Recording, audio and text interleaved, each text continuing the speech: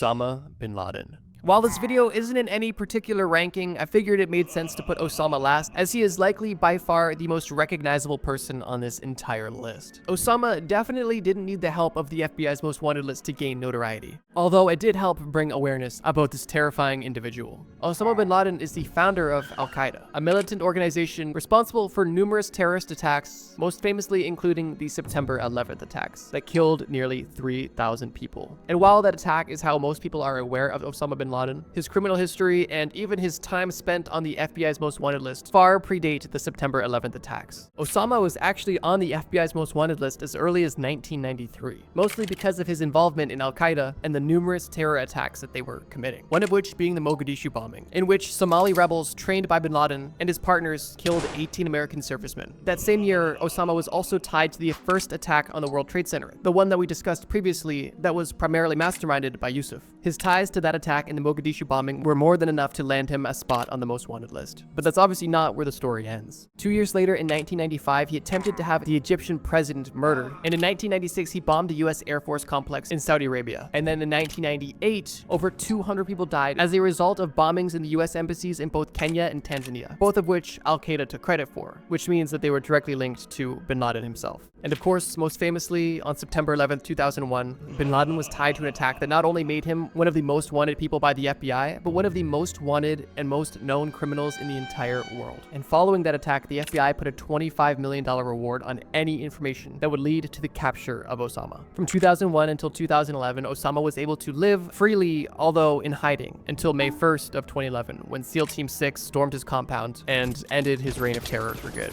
Osama bin Laden was on this list for nearly 2 decades and is likely responsible for more deaths than anybody else on this list, and is not only one of the most notorious people to ever be on the FBI's most wanted list, but one of the most notorious criminals and terrorists of all time. A truly evil individual.